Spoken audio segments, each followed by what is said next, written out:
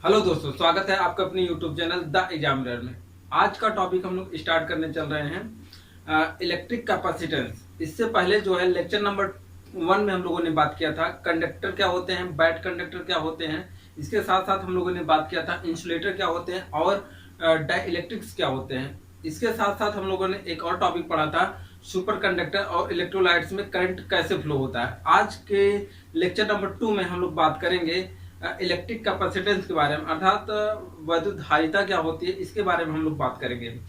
तो दोस्तों हम लोग स्टार्ट करते हैं आज का टॉपिक। जो होते है वैद्युत धारिता जो होती है, किसी चालक की वैद्युत धारिता उस चालक के आवेश संग्रहण करने की क्षमता की माप को हम लोग क्या कहते हैं, वैद्युत धारिता कहते हैं।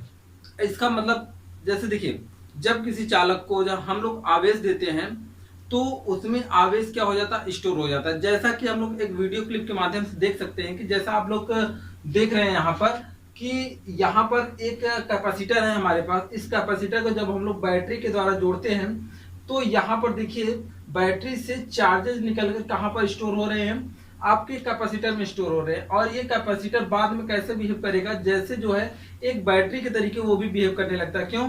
क्योंकि उसमें आवेश जाकर स्टोर हो जा रहे हैं, मतलब संग्रहित हो जा रहे हैं, तो वह भी वो क्या हो जाता है, चार्ज हो जाता है। अर्थात उसका पोटेंशियल धीरे धीरे, विभव धीरे धीरे क्या हो जाता होने लगता है, बढ़ने लगता है। इसी प्रकार से हम लोग कह सकते हैं कि जब किसी कंडक्टर को या किसी कैपेसिटर को जब हम लोग चार्ज देते हैं तो वो क्या हो जाता है, आवेशित हो जाता है। क्या हो जाता है, आवेशित हो जाता है। तो इसलिए यहाँ पर वैद्युत धारिता की बात की जाती है कि हर एक कंडक्टर की, हर एक कैपेसिटर की अपनी अलग अलग धारिता होती है।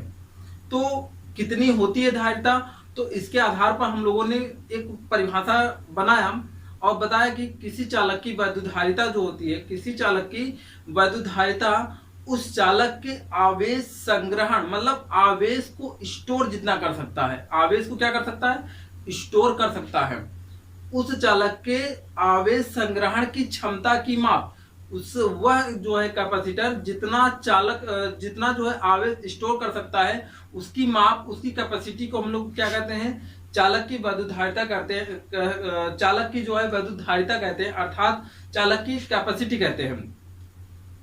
तो इस प्रकार से हम लोग यहाँ पर परिभाषा की बात करेंगे, किसी चालक की वैद्युत धारिता उस चालक के आवेश संग्रहण करने की क्षमता की माप को हम लोग क्या कहते हैं, वैद्युत धारिता कहते हैं। राइट।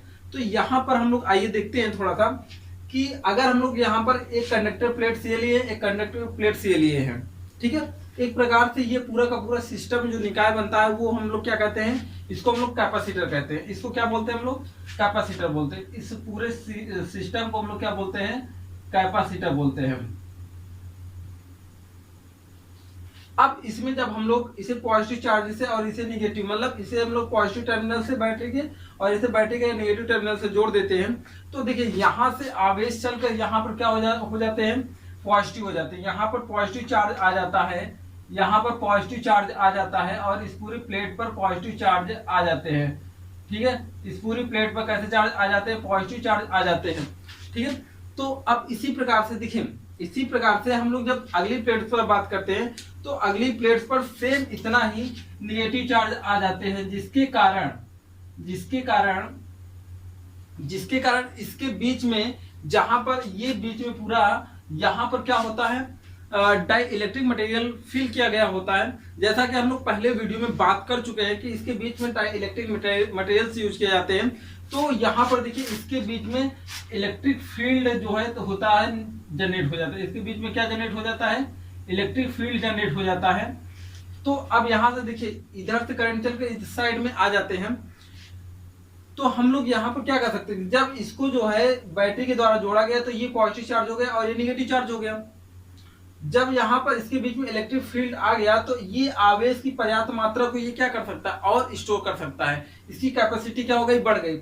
अब ये क्या हो जाएगा, फुल्ली चार्ज हो जाएगा। तो इसको हम लोग क्या कर सकते हैं, बैटरी को बाहर निकाल लेंगे और इस चार्ज कंडक्टर को, जैसे देखिए कि आप लोग वीडियो में देख रहे होंगे कि जब उसमें हम लोग चार्ज कंडक्टर को, मतलब यहाँ पर जब बैटरी को बाहर निकाल दिया गया तो अब यह बैटरी जब बाहर निकाल देते हैं तो ये कैपेसिटर ही क्या अब पूर्ण रूप से चार्ज हो चुका है तो ये भी एक बैटरी के तरीके बिहेव करता है कि जैसा कि देखिए यहाँ पर एक विद्युत मोटर लगा हुआ है, उसको हम लोग जब ऑन करते हैं अर्थात कैपेसिटर जब लगाते हैं चालू करते हैं तो वो मोटर क्या होने लगता है, चलने लगता है कि जैसा आप लोग देख रहे होंगे एक लोड को ऊपर उठा रहा है। तो यहाँ पर इसी प्रकार से हम लोग ये कह सकते हैं कि जब किसी चालक को आवेश दिया जाता है तो देखिए किसी चालक की जो है वैद्युत धारिता क्या होती है, किसी चालक की वैद्युत धारिता आवेश संग्रहण करने की क्षमता की माप, मतलब ये जितना आवेश को क्या कर सकता है, संग्रहित कर सकता है, उसी को हम लोग क्या कहते हैं, उस चालक की वैद्युत धारिता कहते हैं, राइट।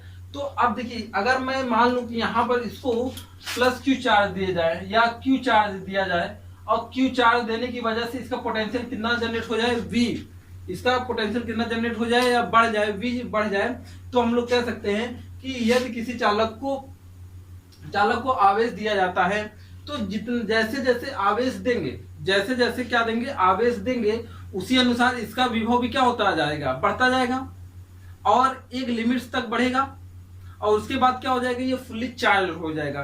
तो हम लोग ये बात कह पाएंगे कि किसी चालक को जितना आवेश देंगे उसी रेशियो में क्या बढ़ता रहेगा, विभव भी बढ़ता रहेगा।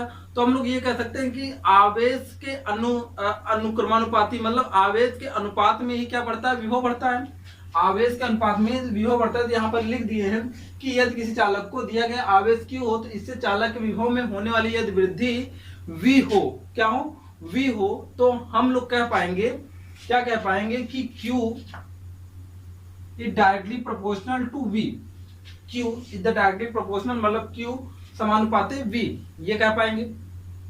अर्थात हम लोग कहीं पर अगर प्रोपोर्शनल का सिंबल हटाते हैं तो वहां पर एक कांस्टेंट टर्म का यूज करते हैं, तो यहाँ पर हम लोग एक कांस्टेंट टर्म का यूज कर रहे हैं C, जिसे हम लोग क्या कहते हैं, इलेक्ट्रिक कैपेसिटेंस कहते हैं, चालक की वैद्युत धारिता कहते हैं। तो यहाँ पर हम लोग बात करेंगे, जहां यहाँ पर लिख देते हैं, जहां C एक क्या है, समानुपातिक नियतांक है, समानुपातिक नियतांक है, जिसे क्या कहते हैं, जिसे चालक की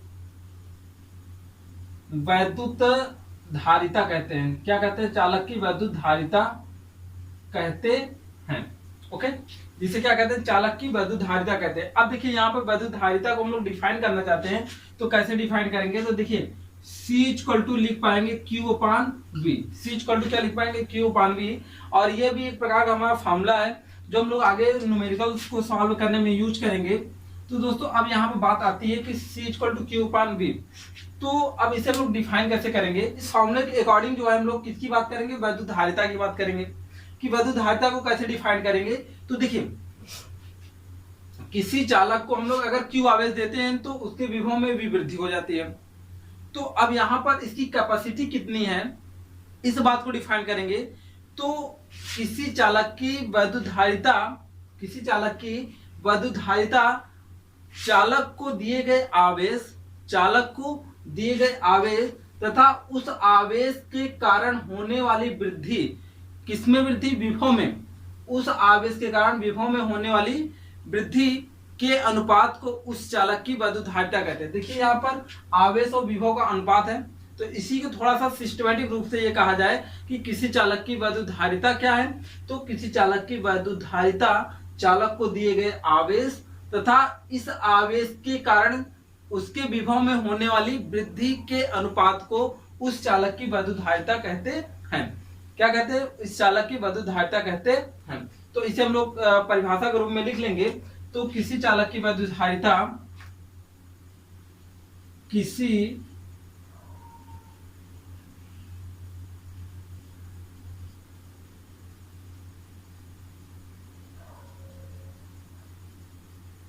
चालक की वैद्युत धारिता उस चालक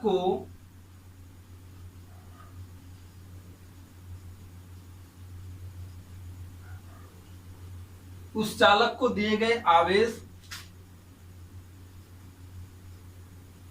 तथा आवेश के कारण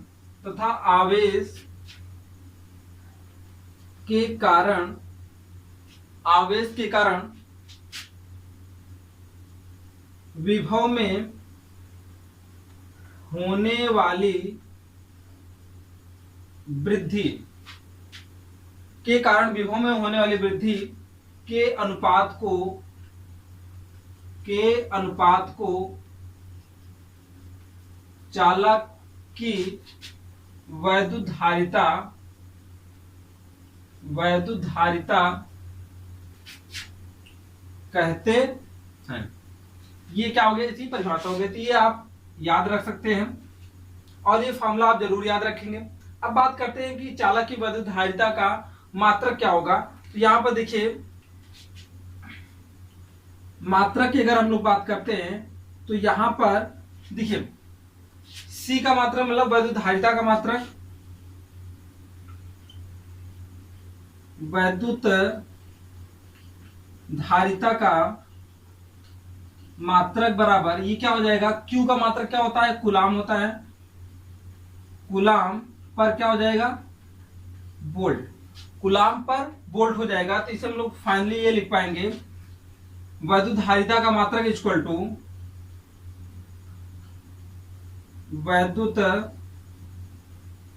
धारिता का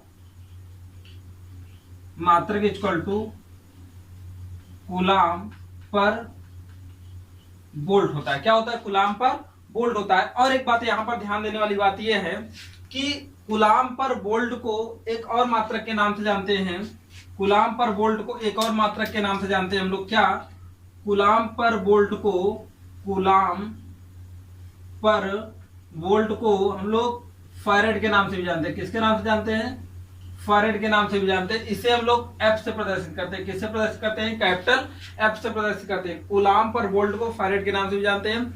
आगे जितने भी न्यूमेरिकल हम लोग सॉल्व करेंगे, जहां पर उसकी धारिता दी गई होगी कैपेसिटर की, उसे डायरेक्टली आपको फैरेड में दिया गया होगा। अब देखिए, बात ये होती है कि यहाँ पर वैद्युत धारिता का मात्रक में कूलाम यूज हुआ है, और कूलाम जो होता है आवेश का सबसे बड़ा मात्रक होता है, सबसे बड़ा नहीं कह सकते, एक बड़ा मात्रक होता है। तो इस आधार पर यहाँ पर देखा जाए तो कूलाम पर वोल्ट है, तो इसका मात्रक क्या होगा, वैद्युत धारिता का मात्रक कूलाम पर वोल्ट, अर्थात ये फैरेड भी क्या हुआ, वैद्युत धारिता का एक बड़ा मात्रक हुआ। तो इसके छोटे मात्रक की बात किया जाए तो वैद्युत धारिता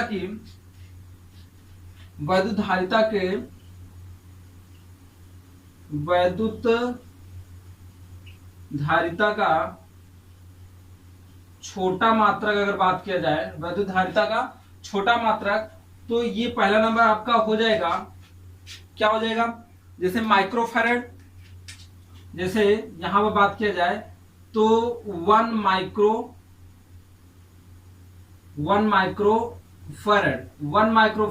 इसको हम लोग 1 माइक्रोफैरेड के नाम से देखते हैं, 1 माइक्रोफैरेड। और माइक्रो का मतलब होता है 1 × 10⁻⁶ फैरेड, इसको हम लोग कह सकते हैं।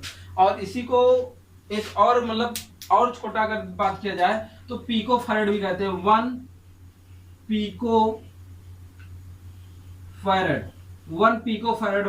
पीको फैरेड ऐसे लिखा जाएगा, या इसी को 10⁻12 फैरेड भी कह सकते हैं। अब देखिए 10⁻12 फैरेड जो होता है, अब इसे अगर हम लोग लिखना चाहें तो ये हो जाएगा 10⁻6 × 10⁻6 इक्वल टू, ये 10⁻6 2 टाइम्स बार आया है, तो यहाँ पर ये 2 बार माइक्रोफैरेड हम लोग लिख सकते हैं।